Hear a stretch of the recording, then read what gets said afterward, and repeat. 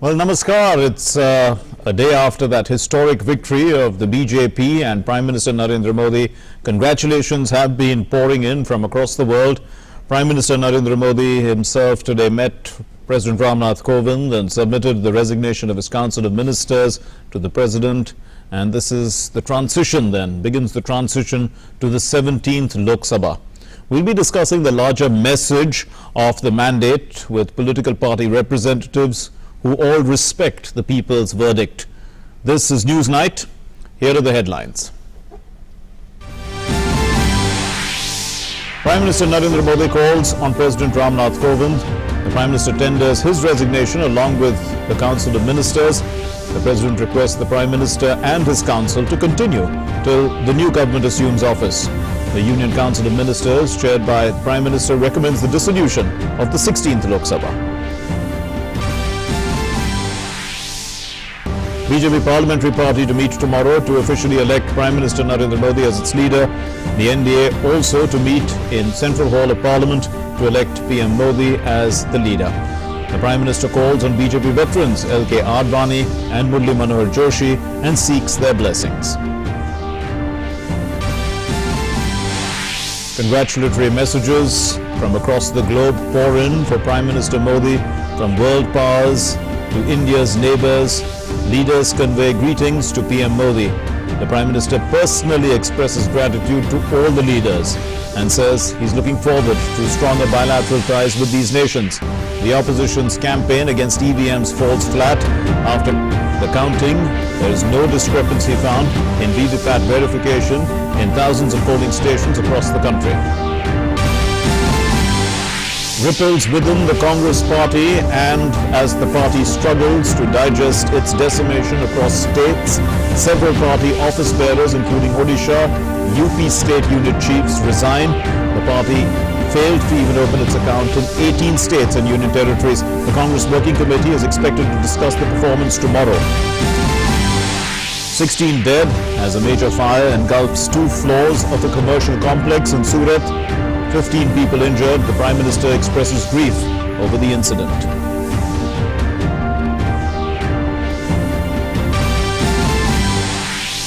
And there's a big success for the security forces in the fight against terrorism in Jammu and Kashmir. The chief of an Al-Qaeda affiliate, Zakir Musa, is killed in an encounter.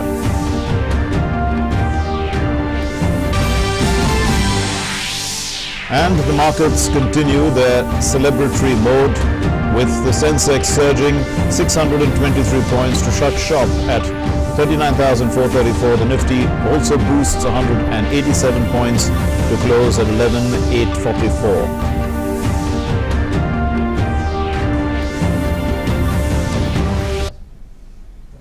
Our top story, the ruling BJP-led NDA has begun the process of government formation in its second term.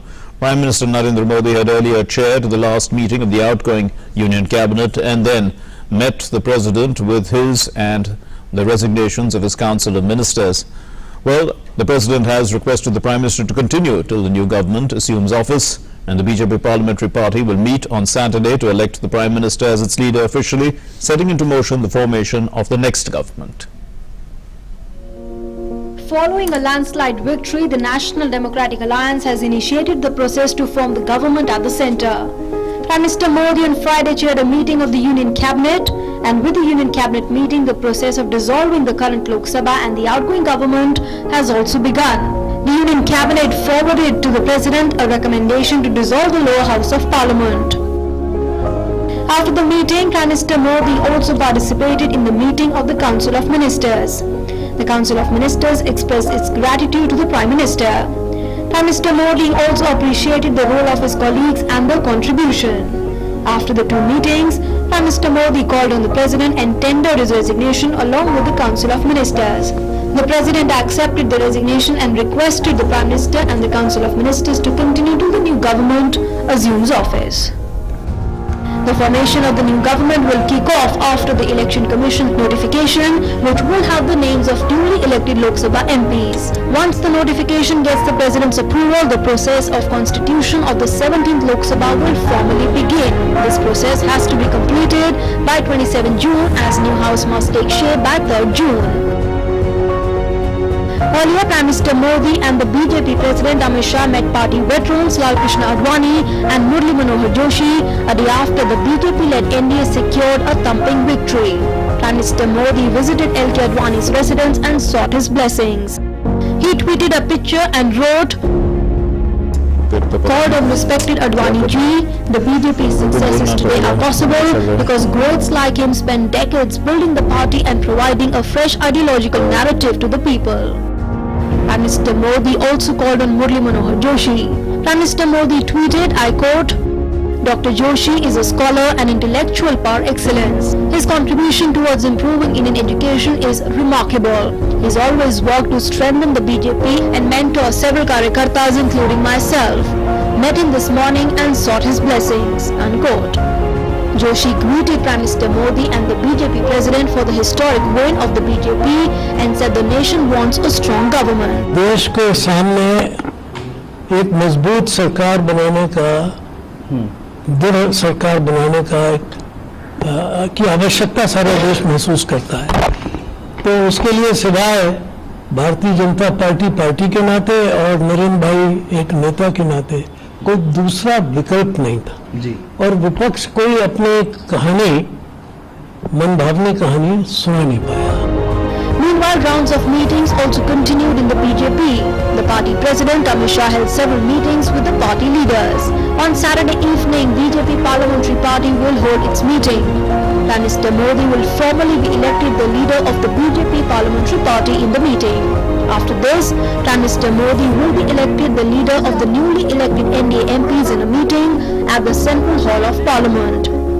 Prime Minister Modi is also expected to address the gathering.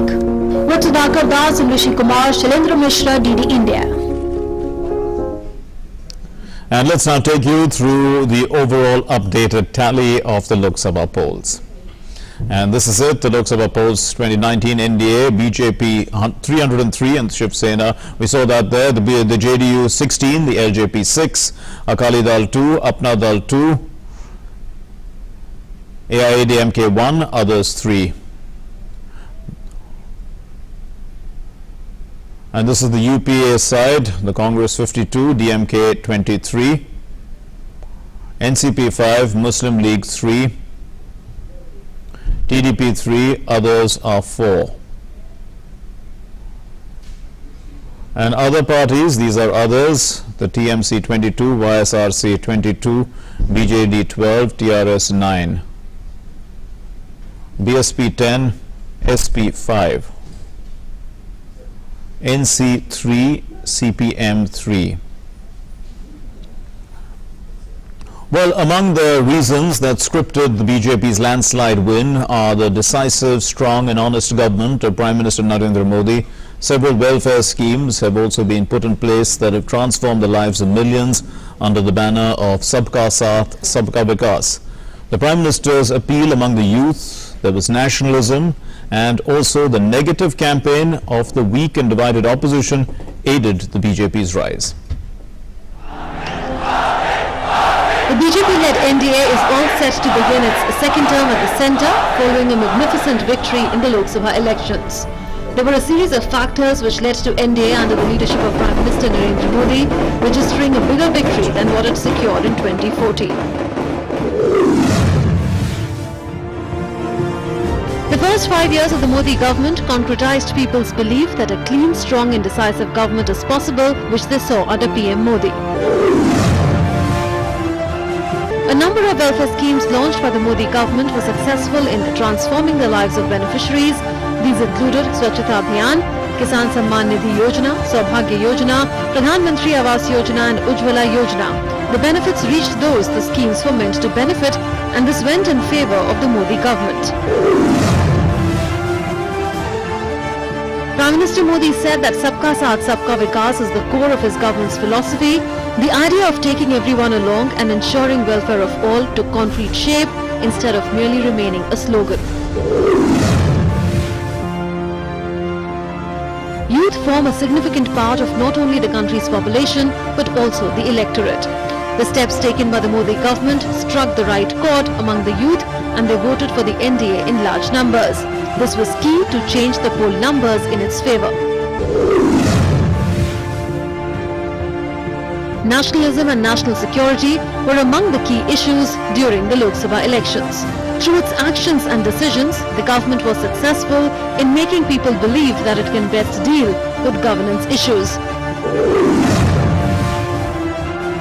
While the BJP-led NDA had an undisputed leader in Prime Minister Narendra Modi, the opposition had no such face, as there appeared to be many contenders for the post.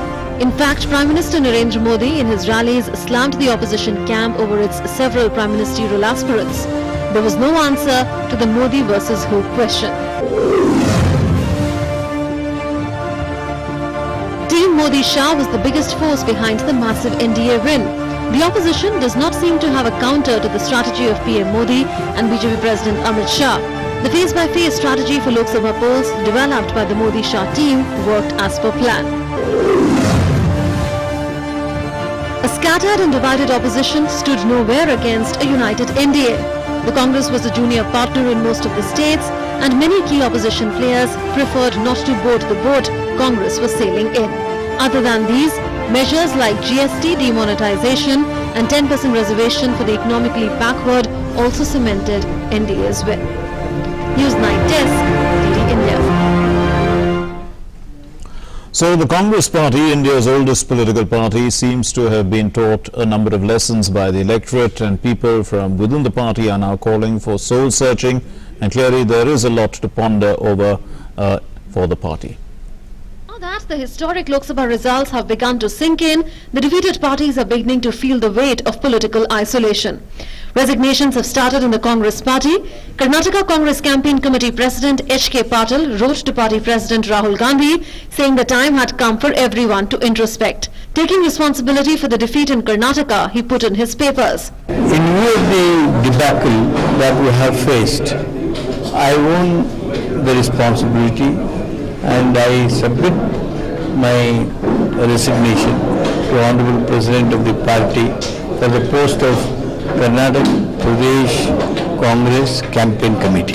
But has the threat of political isolation kept the JDS-Congress alliance together for the moment? The combined entity were trounced at the hustings, managing to win a single seat each of the 28 Lok Sabha seats in the state. Naturally, after such a rout, questions were being raised about the stability of the state government. But on Friday, Chief Minister H.D. Kumaraswamy held an informal cabinet meeting in which his colleagues reaffirmed their confidence in his leadership. But the BJP says the government has no moral right to continue in office.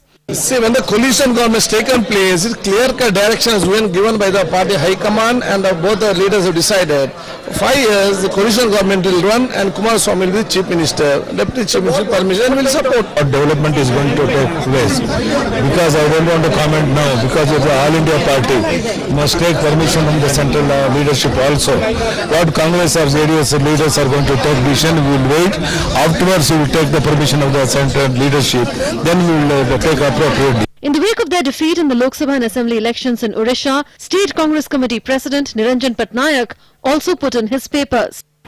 मैं भी खड़ा हुआ था election में, party मुझे जिम्मेदारी दिया था, पार्टी का डिबैकल हुआ, मेरा भी डिबैकल हुआ.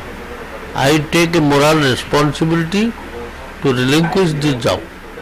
I have communicated it to my AICC president. The Congress was decimated in Odisha, winning just 1 Lok Sabha and 9 Assembly seats with a vote share of 16%. Uttar Pradesh Congress Chief Raj Babbar has also forwarded his resignation to Party President Rahul Gandhi in view of the party's dismal performance in Uttar Pradesh.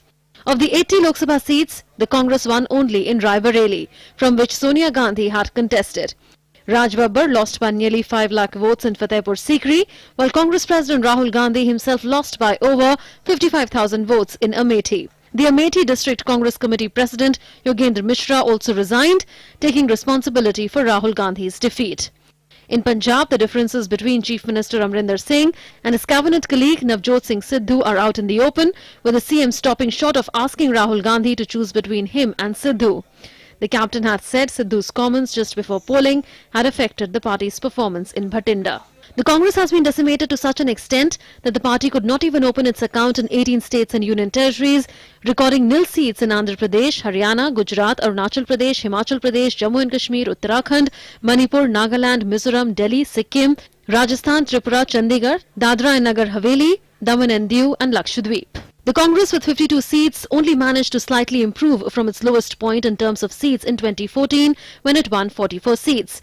Prior to the election, Congress had appointed Priyanka Gandhi as General Secretary and handed her the command of Western Uttar Pradesh, but her presence did not change the numbers. Analysts have said the Congress's negative narrative and personal attacks against PM Modi were not well received by the electorate.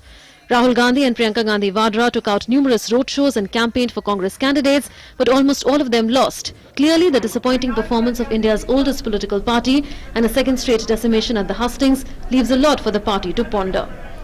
Newsnight Desk, DD India. Well, world leaders and well-wishers have been tweeting congratulatory messages to Prime Minister Narendra Modi, and he has acknowledged each and every message and personally thanked all of them. Here's a report. Congratulatory messages have been pouring in, and Prime Minister Narendra Modi has acknowledged and thanked every world leader for their good wishes that have come in from all parts of the globe. US President Donald Trump sent a message congratulating Prime Minister Modi for the big electoral win, and PM Modi replied, "This victory represents the aspirations of a nation of 1.3 billion people," and said he was looking forward to working closely with the US President for closer bilateral ties, which also augur well for global peace and prosperity. PM Modi thanked UK's Prime Minister Theresa May for her congratulations and wrote that he is committed to strengthening the strategic partnership between India and Britain in the years ahead. Prime Minister thanked Russian President Vladimir Putin, whom he called a dear friend, for his warm greetings. The PM said Putin's support for taking the special and privileged strategic partnership to new heights is invaluable and that he looked forward to their meeting soon. The Prime Minister thanked the King of Saudi Arabia, King Salman bin Abdul Aziz, and the Crown Prince Mohammed bin Salman, and said that he looks forward to enhance bilateral ties. Canadian Prime Minister Justin Trudeau also extended his wishes to Prime Minister Modi. Thanking him for the good wishes, the Prime Minister said that the people of India have reposed their faith in democracy and development. Calling it a valued partner, he said that India will work with Canada for benefit of the citizens and for world peace. Thanking the Chief Executive of Afghanistan, Abdullah, for the greetings, PM Modi said that the two nations will continue to strengthen bilateral strategic partnership. Expressing his gratitude to French President Emmanuel Macron for the greetings, PM Modi said that he will soon meet the French President to fulfill his commitment to strengthen bilateral ties. Recently elected Indonesian President Joko Widodo also extended his greetings to Prime Minister Modi. Thanking President Widodo for his warm greetings, the PM said that the two countries share a long-standing relationship of goodwill and mutual trust, and they will keep working closely on common priorities and challenges. Pakistani Prime Minister Imran Khan also congratulated the Prime Minister on his historic victory. Thanking his Pakistani counterpart, the PM said that he has always given primacy to peace and development in the region. Apart from the aforementioned leaders from across the world, including Sri Lankan President Maithripala Sirisena, Prime Minister of Portugal Antonio Costa, President of Maldives Ibrahim Mohammed Soli, and many others congratulated Prime Minister Narendra Modi on the historic victory and expressed hope over working together. Newsnight Desk, DD India. And this brings us to In Focus for tonight, and this is it. Electorate rejects negative politics. That's in focus tonight. And currently we have with us in the studio the spokesperson of the Congress Party, Radhika Khera, and Praful Ketkar is the editor of Organizer, but we will hope to be joined by the spokesperson of the BJP as well, and also of the CPI in a little while from now. But we'll start with you, Ms. Khera. Well, our reports said that the Congress has a lot of soul searching to do. I'm sure the Congress Party feels the same. But if one has to look at this particular election and the fact that the party didn't even win a seat in 18 states and union territories of the country, a party that had a pan-India presence still believes it has a pan-India presence, one wants to, ask immediately, why? What is the blame? Where did it come from? Where did such a decimation come from? See, the Congress Party, its workers and its leaders worked very hard in this Lok Sabha election. But yes, we have failed to raise the voices of the people, and we have somewhere lost that faith that the people had in us. Probably they didn't. They feel that we have not been, raising their voice well enough, or there's something that was missing, which needs to be looked into, and we need to sit. Our Congress Working Committee will be meeting tomorrow, and we are going to analyze what went wrong, because every election is something that you learn from, whether a win or a loss. And like the fact is that no win is permanent and no loss is permanent.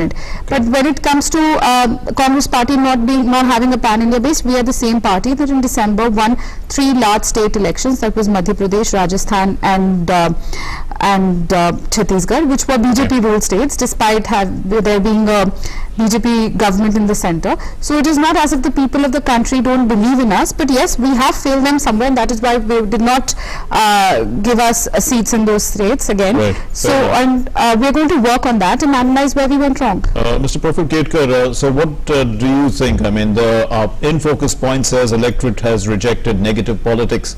Would you feel that, the Congress says that they have won 3 states recently, but then they were decimated in all these states itself, once again in the Lok Sabha polls. So was in between that, was there a lot of negative politics, would you say, that probably led to this demise?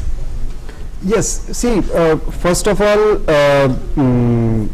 Congress as a party, organizationally over the period has weakened itself to such an extent that mere campaign strategies, see the leadership, for example, Ms. Priyanka Gandhi Vadra coming at the last moment and becoming General Secretary, fine.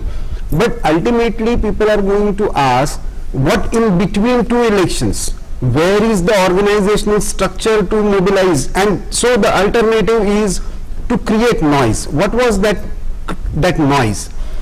In fact, when the campaign started, I thought Mr. Rahul Gandhi started on a right plank by talking about Nyay and economy and employability aspects. But because that Rafale thing was always there in his mind, yes, he actually played into BJP's game, and virtually he made this election as Modi centric election. Yes, and Modi grabbed it with open arms. Last time also in 2014 the Chaiwala Jibe boomerang, and this time Chaukidar Jibe has boomerang. So if you don't go with your clear ideology, clear organizational structure, this is going to have a problem. Okay, and we also have with us at the moment Tarun Vijay, representing the Bharati Janata Party. Thank you very much for being with us. We are discussing actually the in focus point is the electorate has rejected negative politics. That's what we are discussing.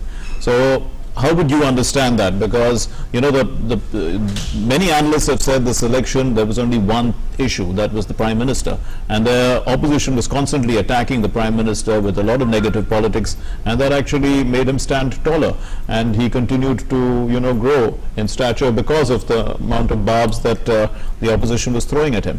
Is that a good analysis in a way?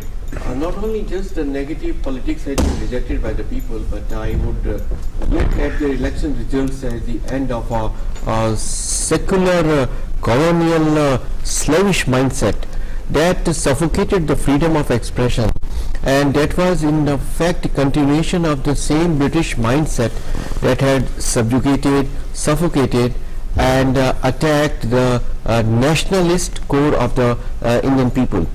It had continued, and it shut doors on all the different viewpoint people who were Hindutva people and nationalist stream of thought, and they were savage, they were barbaric in attacking them. All these years the most barbaric attacks have been on those who propounded a saffron ideology, like Hitler's Nazi regime. Yes. So it's a freedom from that regime. Okay. And most delightful and happy moment for me was when I saw that from the whole map of India, the communist parties have vanished in this election. They are nowhere. So this is like even in the remnants they would perhaps find they mention in some books here and there. So this is a very auspicious occasion for those who believe in the glory of Bharatvarsh. Fair enough. Let's say, in fact, we do have a representative of the left party, since you did raise the, you say that they've been wiped off the face of the map. Professor Dinesh Varshney is here from the CPI. How do you react to that kind of statement, Professor Varshney? Also, what Tarun Vijay was saying is that, a lot of the negative politics, our topic is, as you can see, electorate rejects negative politics. A lot of the negative politics surrounded issues raised by him, that, there was targeting of Hindutva, there was targeting of a certain system of nationalism. All this raised didn't go down well with the electorate in the end, but the opposition, including the left parties, continue on that particular going down that road when the people of the country seem to have rejected it. You see, it all depends what is your definition of negative. If that is negative, where you target one particular community or try to do appeasement of one or the other community or a majority community, if that is negative, when you talk that certain parties will be wiped out or has gone away from India and they have no existence in India, or if that is negative politics when you don't talk of a word unemployment during your entire campaign. You don't talk of a word a failure of demonetization, which led to the loss of jobs to the crores of these people, where the MSME has suffered the worst type of losses in the world in India. Unlock your right. So, number three, those who say that we have... Fair enough, you raised the issues. Let me just go ahead. 30 seconds. Okay. If you say that we have lost this, yes, we have definitely suffered the parliamentary seat losses. We have suffered the vote losses in West Bengal. But in Kerala, Tripura and other places, our vote base is as good as other times. In Manipur, we have got around 20% votes. Right. Even BJP have won the seat there only with 32% votes. So that is not correct. And those who say that secular mindset is a British mindset, is communal is a Indian mindset. India is a country of unity and diversity. And anybody who talk of disturbing the unity and diversity of the country is a negative, like Pragya Thakur, who say God save us. I think we have to accept now that you're targeting personally people and individuals. That is the form of negative politics that the electorate has rejected. You also did mention a few points like unemployment, etc., for which the other opposition parties had offered certain solutions, but they were rejected by the people, and the people reposed their faith in the Prime Minister as a person who is able to deliver. Professor Varshney, let me bring in Mr. Praful Kate to comment about that. See, the problem is not ideology. The problem is not, when you make secularism as a fashion, and while doing that you blatantly play an appeasement politics. Congress party is in its soul searching in 2014 clearly identified this as an issue, that this kind of impression is created. Okay. In fact, in Wayanad, Congress underplayed its alliance with Muslim League. Some kind of temple hopping was also done. But what I'm talking about is the clarity of ideology. Communists, of course, have their clarity of ideology. But where is the organization to communicate that? You are already, have been limited to 3 states as major party. And now, even in those 3 states, you are not even seen as major challenger.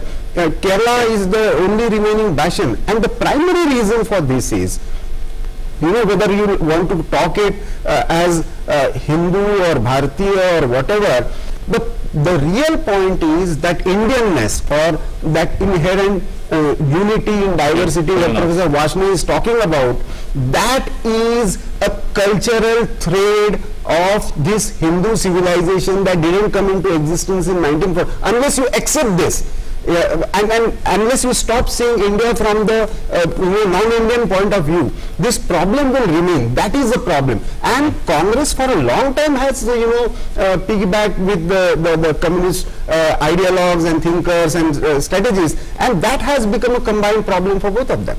So, Ms. Khera, it appears that the Congress is not clear about the ideology any longer. It tries to, let's say, visiting temples, etc., seems to be an impression that it is trying to, borrow from the BJP's scheme of things into this cultural narrative, which has been termed as Hindutva. But on the other hand, it also seems to be saying that, we are a party only for the minorities in a sense, and then it takes also the ideology of the left quite clearly. So, what ideology is the Congress really representing anymore? Unfortunately, this is what we were fighting against. So much of money power, so much of muscle power, which goes on to create this narrative that the Congress is only appeasing one set of community or one caste or whatever. But the fact is that Congress is the only party which talks about secularism. We are the party that fought for the freedom of this country. The BJP, the Sangh Parivar, the Jan Sangh were never a part of the freedom movement. They don't even know what the freedom movement was all about, because they were sitting over there and writing letters and apology letters. The fact is that the Congress leaders, whether it was Jawaharlal Nehru ji, whether it was Indira Gandhi ji, or any leader, please let me complete. Yes, this concept of secularism, madam, it seems to be rejected by the voters. Let me please complete. Let me please complete. Yeah. You can so our leaders have always been going to temples, churches, mosques, gurdwaras. We go to every place of worship, because for us, God is one. But unfortunately, BJP cannot accept that, and they want to create the narrative. Yes, people have believed them. They have voted for them, but that no win is permanent and no loss is permanent.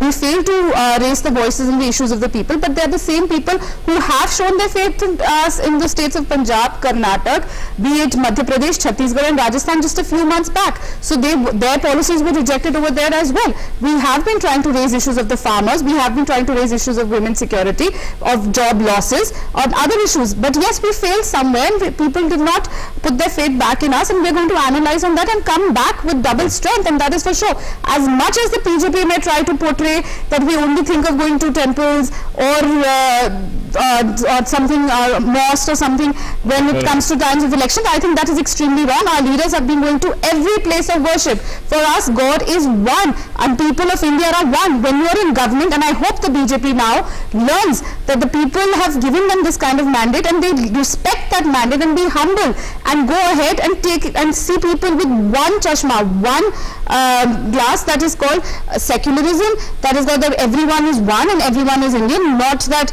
someone is a Hindu or a Muslim. Why do we have to talk about that? Okay, and I hope they also, when they talk about Rashtravad, they should also take some action on Pragya Thakur. Okay, you made your point, Mr. Very BJP. well said, ma'am, and I just cannot agree more with you. But there are some issues, like is it the right kind of honest secularism that Youth Congress group slaughters a cow in the market and goes in a procession with the head of the slaughtered cow? Is it a secularism, madam, that the triple talaq is opposed because the Muslim women want to be unshackled from the subjugation of the Mullah Maulvi's fiefdom? But Congress had been supporting those temple entry for women and others, but never ever they tried to raise the issue whether women can enter the mosque or offer namaz or in church reform. So this one-sided, dishonest secularism is something which is un-Indian. If you have seen the first copy of the constitution which the constitution makers made, it had all the pictures of Shri Ram, Krishna, and removing that was considered to be an act of secularism. I think this is a violation of the spirit, the cumulative and collective spirit of India, which has given the world one sentence, and that sentence is Sarvadeva Namaskaram Keshavam Prati Gacchati. You worship whichever way, you worship whichever God, or you don't worship at all. All that reaches to the one omnipresent power. You can be an agnostic, you can be an atheist, but you have the same rights like a faithful. So you violated all this. Expressed its form of you violated all this. Absolutely. What you ended with, I hope you even, say that to your leaders, especially to Amit Shah ji and Narendra Modi ji, who keep on questioning us. My leaders have told me this. I don't have, they have told me. Sir, I'm sorry, but they don't follow what they preach. But let me get back to when you raised questions on Youth Congress. And I hope that you will not interfere in between. I did not interfere when you were talking. When we come to Youth Congress, that incident of slaughtering a cow was absolutely not acceptable. The Congress party immediately, within hours of that video reaching us, took action against him, and that person is not a member of the Youth Congress anymore, and we do not tolerate such things happening. We had the guts to take action. Did you have the guts to take action on Pragya Thakur? No. Pragya Thakur went on to call Hemant Karkare and say, what did she say? What did she say about Hemant Karkare, sir? She said that मेरा श्राप उसको लगा है, उसका पूरा परिवार श्रापित होना चाहिए. आप राष्ट्रवाद के मुद्दे पे चुनाव लड़े थे, ये कैसा राष्ट्रवाद है? Pragya Thakur went on to say बापू के कातिल राष्ट्रभक्त थे. वही बापू जिनका चश्मा आप लगाकर वोट मांगते हैं और आप स्वच्छ भारत अभियान की बात करते हैं, लेकिन अपनी पार्टी में स्वच्छता नहीं कराते. It's very unfortunate and very sad. It's very sad that no sir, it is very sad today that a woman is elected in parliament, is going to be representing us, representing my brothers and sisters from Bhopal, who has gone on to say that Mahatma Gandhi, but she said that after the election was done, I am sure that people would have rejected her if she would have said this during elections. And then Prime Minister Modi says that I'm very hurt and I'm not going to the left party have not spoken for a while. We are all hurt like a But then take action. Why did you not take action against her? You should have said you have nothing to do with Pragya Thakur. We throw her out from the BJP. If you are asking for votes on the name of Swachh Bharat Abhiyan, if you respect Gandhi ji, why did you not take action? You said that she follows the BJP I'm sorry, sir. Let's not go. I think we're going to and the great thing was she defeated a person who was against the Hindus and said that 26 that line came after the election. This is exactly the kind of negative and the person who said that 2611 is created by RSS and Mossad. Can you accept that? Can I say something? I will do that. I think let's bring in Professor Roshni for a different viewpoint, but hopefully it's not going to be negative, sir. No, sir. That is your perception, which is negative, which is not negative. But I will say positive. Creates it's not a question who oppression. got elected or not elected. It's a question who was given to a ticket to get terror accused. Whichever party it is. We don't support these type of things. Left parties never do that thing. It's a question of that. Even Modi ji said, I will not, मैं उसको कभी भी माफ नहीं करूँगा about something like this. I request Honorable Modi ji, the Prime Minister of India, who is democratically elected by the people of the country, that from day tomorrow, when she comes to Parliament, let BJP decide she will not sit in the khema of the BJP and she will not be a member of Parliament BJP, though she is elected. It's a question of understanding the positivity in a positive manner. Absolutely. And no civilization can say that I was a civilization of particular religion. Every civilization throughout the world, whichever is the ancient or medieval civilizations are, have the migration and amalgamation, including the Mediterranean nations. To get into the philosophy of what it is, we have to this is a problem, that understanding of society. Look, philosophy is a part of every subject. Understanding of society and religion comes under philosophy. The people have clearly rejected negative politics. This is not negative. How do you say it is negative? Tell me how, which definition says, let the writer says that this is negative. Bharat के टुकड़े में साक्षी have accepted Sakshi Maharaj है, साक्षी महाराज है आपके, साथ भी निरंजन है. अब वो जो जीते हैं बेगूसराय से वो है, सबको पाकिस्तान में. Can we move on now? Can we move on? Bring in Mr. Praful Ketkar. There are other subjects besides the negative politics. Let's think of a future India. Let's build it together. Let's build it with more harmony, because India belongs to us all, and India is bigger than our ideology and our political aspirations. Mr. Praful Ketkar, we saw in the last Parliament, most of it was disrupted.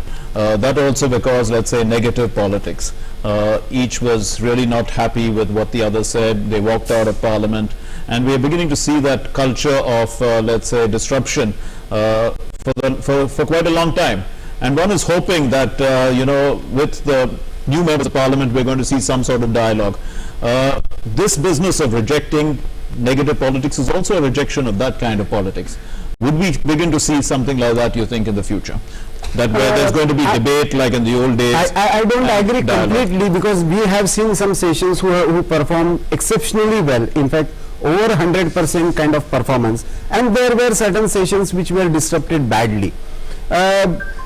See, unfortunately, most of the parliamentary business people see from just political party point of view. I would urge, Prime Minister has laid down his vision. He has already asked, for 100 days agenda, which hopefully he will declare after the swearing in. He is also speaking about, 2022 as some important targets when India will be completing 75 years. I hope that, because there will be a completely different kind of parliament now. Many new faces would be coming. In fact, the real challenge for Congress will be, because, people like Mallikarjun Kharge or Jyotiraditya Scindia or, Milind Deora being absent in the parliament, that will be a real challenge. And I hope that Mr. Rahul Gandhi takes a lead of the parliamentary party, or at least allows somebody to take complete lead instead of being a part-time politician. So that has to turn into a constructive politics, whether those 2022 goals are achievable or not, how it can be achieved in a better fashion, what can be the implementation mechanism to ensure, realizing those goals. That should be the collective perspective that hopefully, there can be criticism, and there has to be a criticism in democracy. But can that criticism be more constructive and making it towards a very resurgent, vibrant, inclusive and very prosperous Bharat? That is the real So, Ms. Khera, can we expect, from the opposition, both you and Mr. Bharati can answer this, a more constructive opposition which, is able to dialogue and debate with the government on the floor of the House, rather than walk out every now and then when it doesnn't get its way? We stood by the government. We asked them to pass the Women Reservation Bill, which they promised in their manifesto. They had that kind of majority, they had the numbers, but they didn't do it in 5 years. We wrote to them 3 times. Congress President then, Sonia Gandhi ji, wrote to them, and Congress President now, Rahul Gandhi ji, wrote to them, but they did not bring that bill to Parliament. Why did they not bring it? Are they against women coming to Parliament? You spoke about women's entry into temples, mosques, churches, redefining religion, but you fail women over there. When we talk about triple talaq, sir, I'm glad you talked about triple talaq, but Congress party is only talking about the rights of the women. We want you to ban triple talaq, but you have to ensure that the woman gets justice when you're talking about women, but you do not talk about women. Why did you not get Beti into Parliament when Beti Bachao, Beti Padhao is your biggest campaign that the Prime Minister has always talked about? From Red Fort, he gave that slogan Beti Bachao, Beti Padhao, but Beti ko ab sadan mein nahi laye. But we are telling you again, anything that is in favor of the country, that is going to strengthen the country, that is going to strengthen the people of the country, the Congress party will stand by the government, but they have to work for the party, for the people of the country.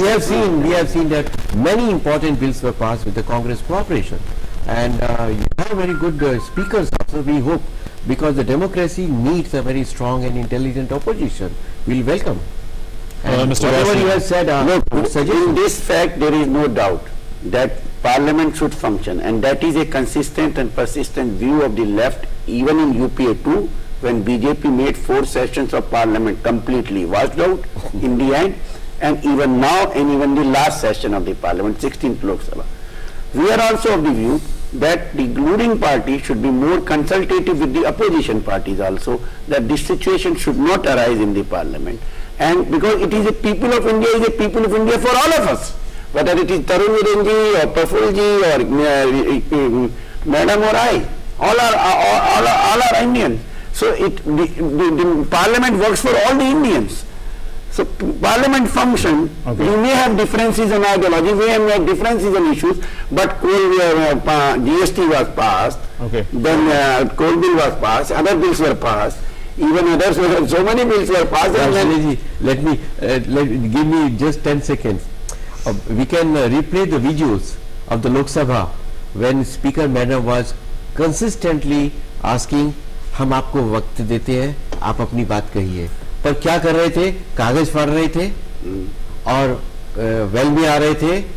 तो if this is how the तरुण विजय जी, आप member of parliament जब मीरा कुमार अध्यक्ष थी और उस समय भी मैं अपने लोगों ने बहुत कहा, हमने तब भी विरोध किया था कि ये नहीं होना चाहिए. और अब हम भी करते हैं. The one thing, Mr. Tarun Vijay, is that this the campaign was very negative to a large extent. This is the general view of the public. We saw it from both sides, each getting at each other in personal attacks, and there is a feeling that polarization of the electorate took place. Now, that is also negative politics in a sense. And if now the government has been elected, the government is in power, would we be would you feel that people will be taking these fights back into Parliament, or we would actually, the government would have to lead into a situation which you mentioned earlier was sabka saath sabka vikas kind of a process? I'm sure that in the goodness and in the interest of parliamentary tradition, everyone will forget what happened during the election campaigns. And that's exactly what Prime Minister Modi has said yesterday in his victory speech. Let bygones be bygones, and it's very unfortunate, perhaps the most abusive and a negative election campaign that the world saw. I feel really bad about it. We at one point I felt that perhaps we have gone to the Stone Age, where there is no decency and we don't behave like we are a 7-decade old democracy, the world's biggest and greatest democracy. Okay. So I'm sure that every single party leader will enter Parliament with a clean mind and a clean state, and let's build India together. Prime Minister Modi is of the firm view that no opposition, no treasury benches, we all belong to one team India, and India belongs equally to every one of us. And that, I think, will be respecting the mandate of the people very well. Thank you very much, ma'am. Thank you, gentlemen, for being with us here in the studio. Moving on to our next story then. In Gujarat, at least 16 persons were killed and several others injured when a major fire broke out at a commercial complex in Surat. The fire broke out on the second floor of the Takshila apartment, where a number of students were attending private tuition classes. About 17 teams of firefighters rushed to the spot to control the fire and conduct rescue works. The injured were rushed to hospitals. Meanwhile, the state government has ordered the inquiry of the incident. Prime Minister Narendra Modi too has expressed grief at the fire tragedy in Surat. In a tweet, the Prime Minister said his thoughts are with the bereaved families and he hoped that the injured would recover quickly. The PM has asked the Gujarat government as well as the local authorities to provide all possible assistance to those affected. The Union Home Minister Rajnath Singh has also expressed anguish over the incident, and the Home Minister tweeted, "Deeply saddened by the loss of precious lives due to the fire in Surat. My thoughts are with the families of the deceased. I pray for the speedy recovery of the injured." The Union Health Minister JP Nadda has assured Gujarat government of all possible help in view of the fire incident. He has asked the director of the All India Institute of Medical Sciences, New Delhi, to be ready with all necessary arrangements. A team of burn trauma doctors too has been constituted and they have been put on alert. JP Nadda spoke to the State Chief Minister Vijay Rupani following this incident.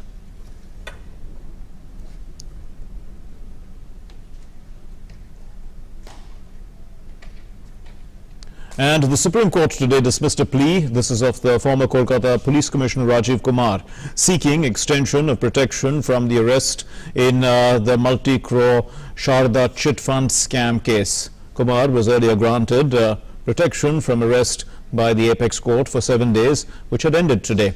So the vacation bench headed by Justice Arun Mishra said that Kumar can in fact approach the Calcutta High Court or the trial court to seek relief. At the outset, the bench told Kumar's counsel that a bench headed by the Chief Justice had already passed an order in this matter, and later the CJI had also declined urgent listing of an application filed by the IPS officer seeking extension of protection from arrest. Whenever the counsel has said that the courts in Kolkata are not functioning due to ongoing strikes of the lawyers, the bench had said at that time, in fact, that he was wrong and that the courts were sitting there. So the court had in fact said that all judges are sitting in the courts and they are hearing litigants. Your client, in fact, had said, using those words, your client is a former police commissioner and he should know the law better than many young lawyers. He can personally go to the courts there, is what the Supreme Court has told Rajiv Kumar. And in a major breakthrough in the fight against terror, security forces have eliminated Zakir Musa.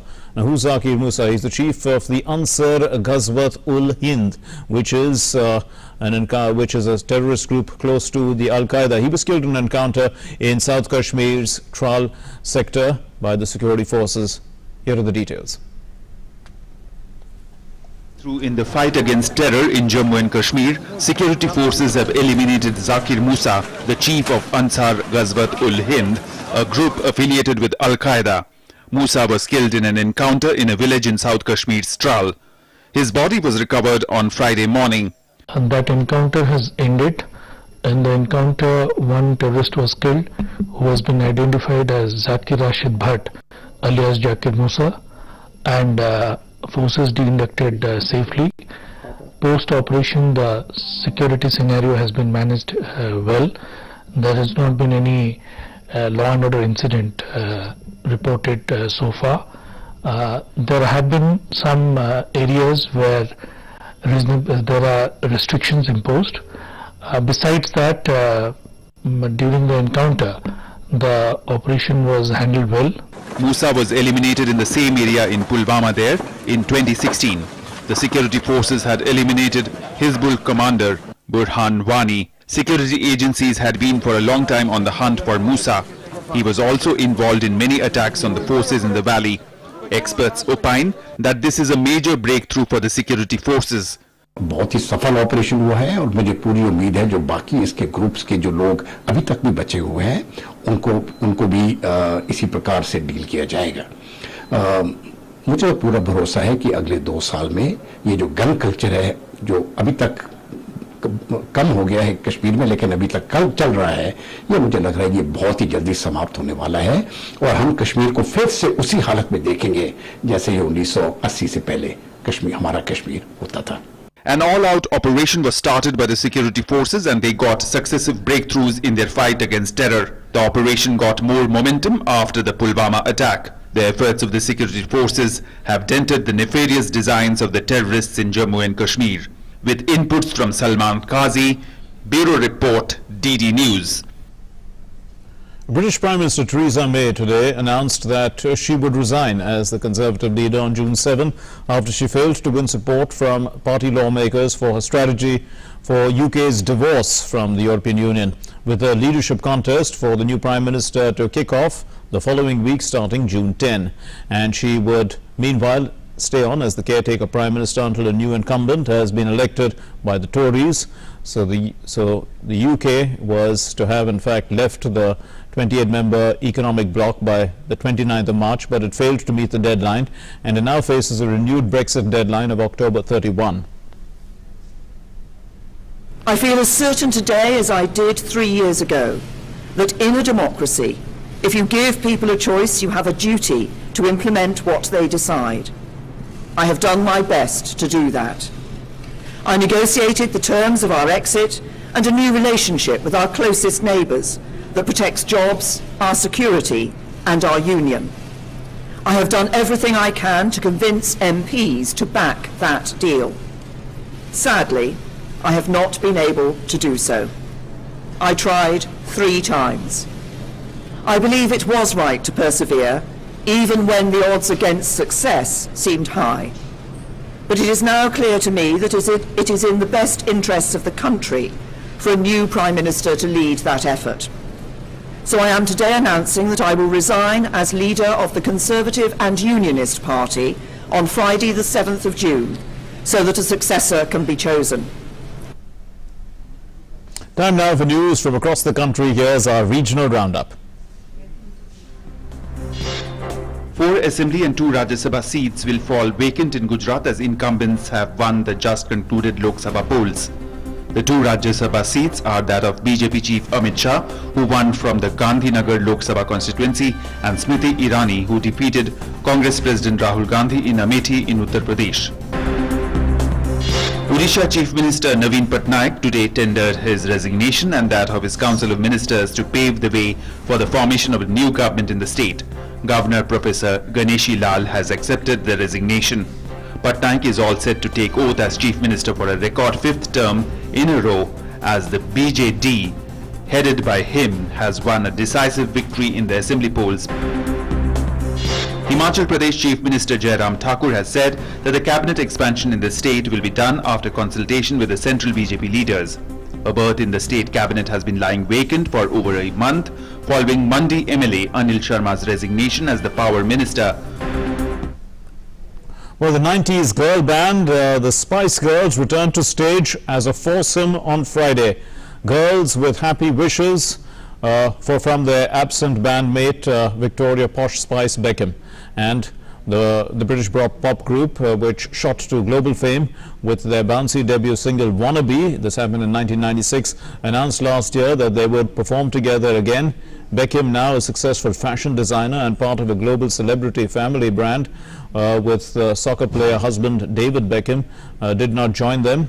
Melanie Brown, who's Scary Spice, Jerry Horner, Ginger Spice, Melanie Chisholm, who's Sporty Spice, and Emma Bunton, who's Baby Spice, will play 13 dates over the next few days and few weeks, starting with Dublin on Friday before performing in cities around Britain.